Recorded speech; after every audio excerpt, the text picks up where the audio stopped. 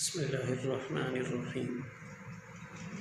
قرآن پاک میں اللہ تعالیٰ نے ایک جگہ ارشاد فرمایا جو قرآن پاک کی ایک جامع ترین آیت ہے، ان اللہ یامر بالعدل والاحسان وایتاء ذی القربی وینہی عن الفحشاء والمنکر والبغی یعظکم لعلکم تذکرون۔ تو اس میں احسان کا لفظ استعمال ہوا۔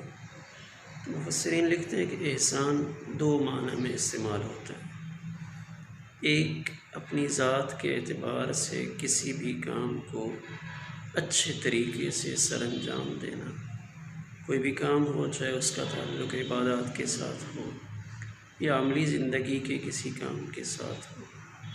حدیث جبریل میں جب حضرت جبریل علیہ السلام نے امام الانبیاء اور محمد الرسول اللہ صلی اللہ علیہ وسلم سے سوال فرمایا ہے کہ مل احسان، تو اللہ کے پیارے پیغمبر نے جواب میں ارشاد فرمایا کہ احسان عبادت کی ایک کیفیت ہے کہ تم ایسے عبادت کرو جیسے تم اللہ کو دیکھ رہے ہو۔ اگر یہ کیفیت نہ ہو تو پھر دوسرے درجے کی کیفیت ہے یہ سمجھو کہ اللہ تمہیں دیکھ رہا ہے۔ اس میں آپ نے احسان کی تفصیل عبادت کی کیفیت کے ساتھ فرمائی ہے کہ عبادت کو آسان طریقے سے کرنا۔ اس طرح ایک موقع پہ آپ نے ارشاد فرمایا جب تم جانور ذبح کر رہے ہو تو فاحسنوا الذبح، ذبح بھی اچھے طریقے سے کرو۔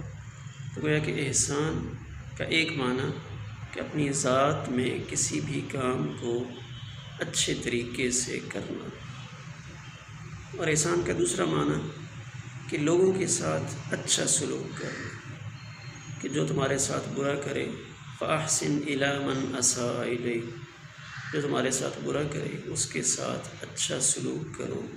تو دوسروں کے ساتھ اچھا سلوک کرنا، ان کے حقوق کا خیال رکھنا، ان کے ساتھ رویہ اچھا رکھنا، یہ بھی احسان میں آتا ہے، احسان کی ایک قسم ہے۔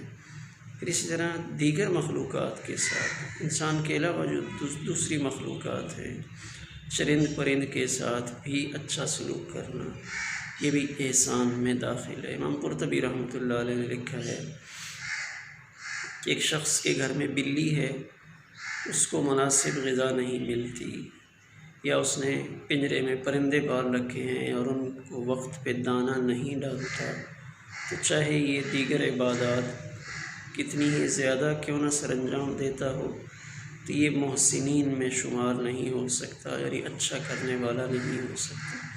تو احسان دونوں معنی کے اعتبار سے اپنی ذات میں ہم جو بھی کوئی کام کریں، کوئی بھی عبادت کا موقع ہو یا کوئی اور عمل ہو تو اس کو اچھے طریقے سے کرنا، اور دوسروں کے ساتھ حسن سلوک کرنا کہ احسن الی من اساء الیک۔ ضروری نہیں کہ جو ہمارے ساتھ اچھا کرے ہم اسی کے ساتھ اچھا کریں، بلکہ اسلام نے تو بڑا پیارا اصول دیا کہ جو برا کرے اس کے ساتھ اچھا کرو۔